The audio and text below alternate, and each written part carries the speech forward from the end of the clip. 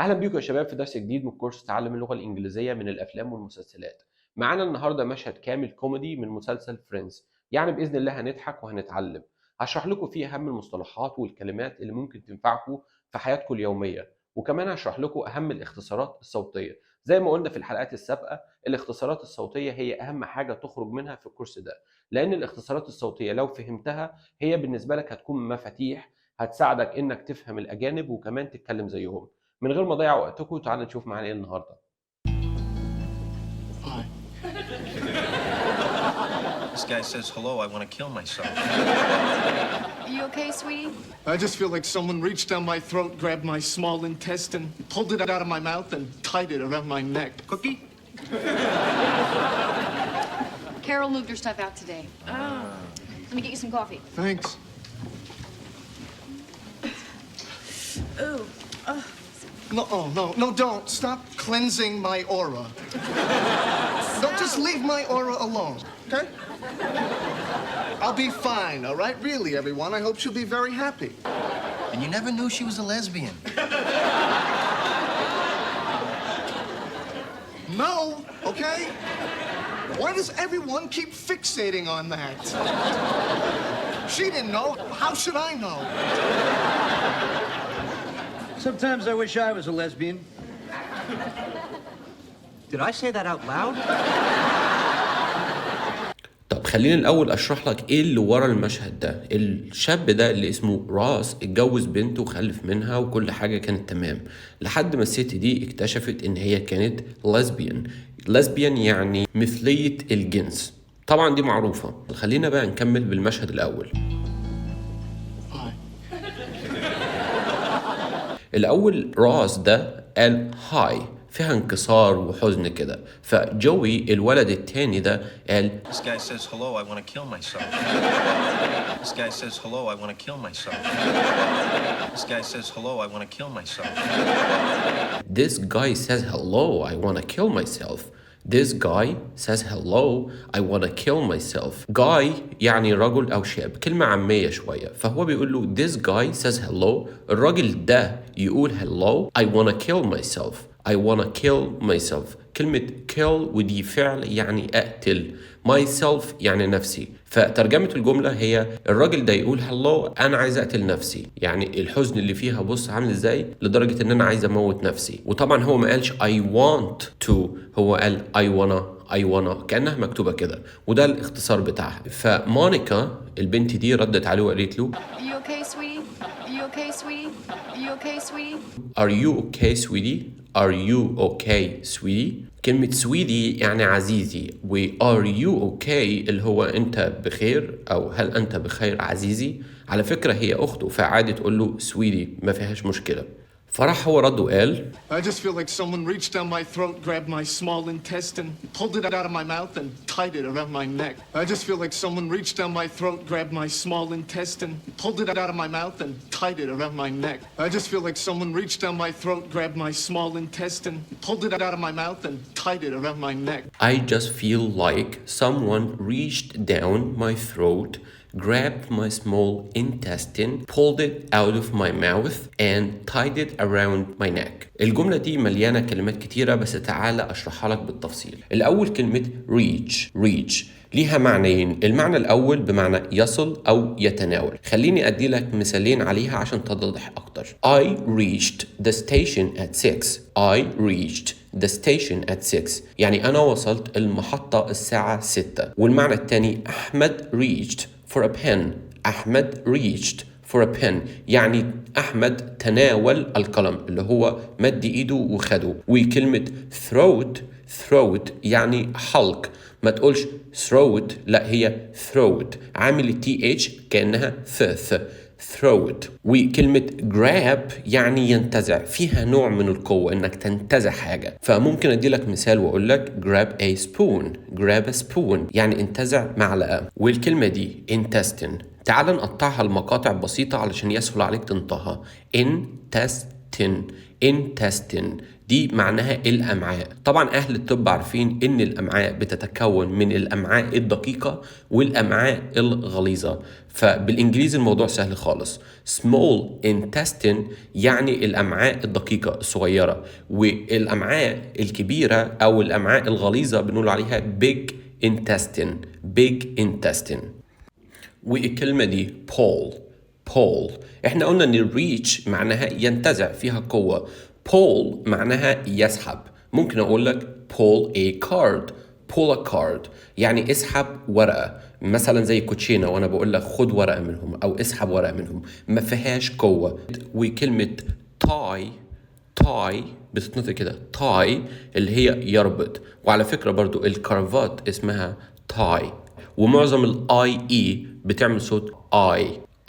فهو هنا بيقول انا بس حاسس ان حد reach down my throat، حط ايده down my throat الى الاسفل، و grabbed my small intestine امعائي الغليظة، pulled it out my mouth وشدها بره بقي and tied it around my neck وربطها حوالين رقبتي. فصديقهم التاني سمعوا بيقولوا الكلام ده وهو كان بياكل، فنفسه تسدد فقال كوكي. طبعا هي تبان ان هي صيغه سؤال، لكن هو مش بيساله، لا ده هو بيقول له بص بناكل، بيوري له الطبق بص بناكل، وانت عمال تقول لنا معاق دقيقه ومعاق غليظه، ومد ايده في زورك وطلع معاقك وربطها حوالين رقبتك وهكذا.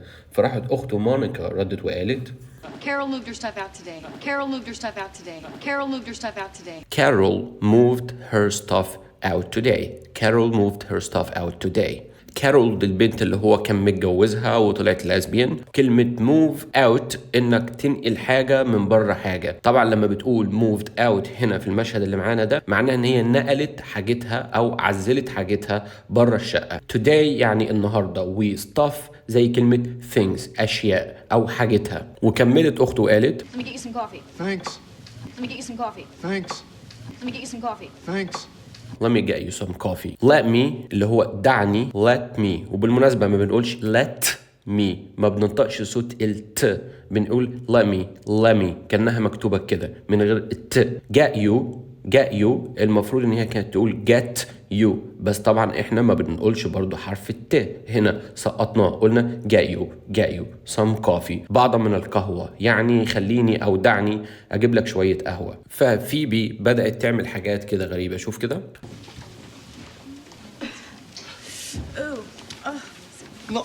No, don't. Stop cleansing my aura.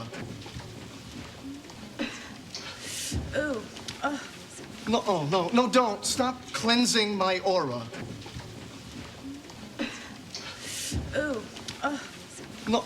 No, don't. Stop cleansing my aura. هي مؤمنة بالأرواح والأشباح والأبراج وعلم ما وراء الغيب وهكذا، فهي بدأت تعمل حاجات غريبة كده. فهو قال لها don't stop cleansing my aura.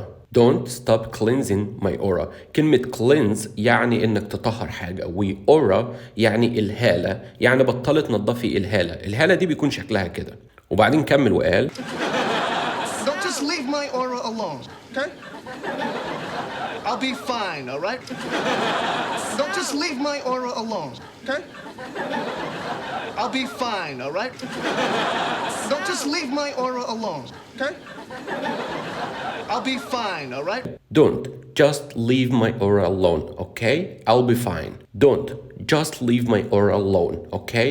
I will be fine. كلمة leave ودي فعل يعني اترك أو يترك، فبقول لها سيبي الأورا بتاعتي alone. لما بتقول leave me alone أو leave حاجة alone بيكون معناه سيبيه في حاله أو سيبه في حاله. وبعدين قال okay I'll be fine. كلمة I will اختصارها وقال I'll be كأنك بتقول قلبي، بس هي I'll be fine اللي هو هكون بخير. وكمل وقال Really, everyone, I hope she'll be very happy. Really, everyone, I hope she'll be very happy. Really, everyone, I hope she'll be very happy.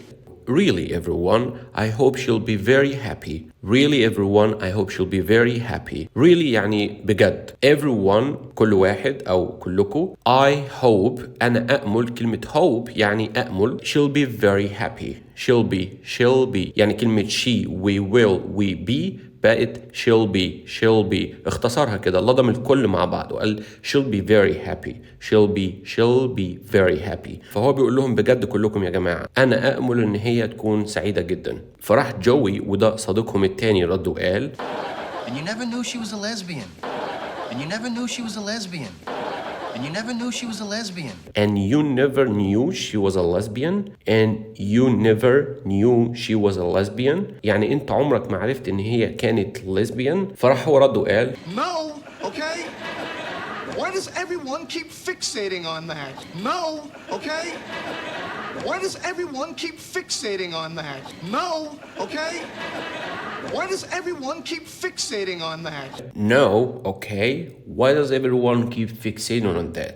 why does بقت why does اختصارها كأنها مكتوبة بالشكل ده. keep fixating كلمة keep اللي هو يبقي على أو إن هو يستمر في عمل حاجة. fixating اللي هو بيركز أو بيتركز على نقطة معينة. on that على النقطة دي. فهو يعني عاوز يقول لهم ليه كلكم أو كل واحد معلق على النقطة دي. وبعد كده كمل وقال She didn't know. How should I know? She didn't know. How should I know? She didn't know. How should I know? she didn't know how should I know. she didn't know how should I know. خد بالك هنا من النطق ده هو ما قالش she didn't know how should I know. هو قال she didn't know shouldn't يعني هو اختصر she و did not لضمها مع بعض وقال shouldn't know كأنها مكتوبة بالشكل ده. she didn't know how should I know. فبقول لها هي ما كانتش عارفة how should I know يعني هي ما كانتش تعرف بالدليل ان هي اتجوزتني انا هعرف ازاي. فصاحبهم الثالث اللي كان قاعد بيقرا المجله وحاطط رجله على الترابيزه قال Sometimes I wish I was a lesbian. Sometimes I wish I was a lesbian.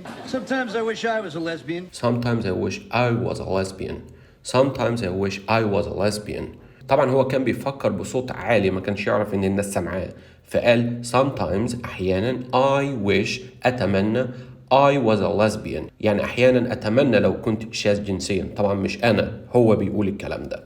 وخد بالك هو علّى صوته في كلمة I was a lesbian I was a lesbian لأن زي ما قلت لك من الحلقة اللي فاتت لما تعلي صوتك في جزء معين من الجملة بتكون الجزء ده هو الفكرة الرئيسية بتاعت الجملة. فالفكرة الرئيسية بتاعت الجملة إن هو كان بيتمنى إن يكون شاذ جنسيا. وطبعا لما تمشي معايا في المسلسل هتعرف إن الكاركتر دي أو الشخصية دي لاقي عليها موضوع الشاذ جنسيا جدا وهتعرف ليه في حلقات جاية. وبعدين كمل وقال Did I say that out loud? Did I say that out loud? Did I say that out loud? طبعا هو دلوقتي لاحظ ان الناس كلها بصت له فقال Did I say that out loud? Did I say that out loud? اللي هو انا قلت الكلام ده بصوت عالي مش مصدق. زي ما قلت لك كان بيفكر بصوت عالي. وكلمة out loud يعني بصوت مرتفع. تقدر تقول loudly ودي حال بدل ما تقول out loud. يعني كان ممكن يقول Did I say that loudly وهتكون برضو نفس المعنى. طيب تعال بقى احط لك المشهد كله بالترجمة الانجليزي والعربي وشوف نفسك فاهم قد ايه وارجع لي تاني. This guy says hello, I want to kill myself. Are you okay, sweetie? I just feel like someone reached down my throat, grabbed my small intestine, pulled it out of my mouth, and tied it around my neck. Cookie? Carol moved her stuff out today. Let me get you some coffee. Thanks. Ooh. No, don't. Stop cleansing my aura. Don't just leave my aura alone, okay? I'll be fine, all right? Really, everyone. I hope she'll be very happy. And you never knew she was a lesbian. No, okay? Why does everyone keep fixating on that? She didn't know. How should I know? Sometimes I wish I was a lesbian. Did I say that out loud? طيب انت هنا وصلت لنهاية الحلقة. كالعادة لو عندك اي سؤال او اي استفسار او في اي حاجة مش واضحة سيبها لي تحت في الكومنتات وانا بإذن الله هجاوبك. شكرا جدا للمشاهدة والسلام عليكم ورحمة الله وبركاته.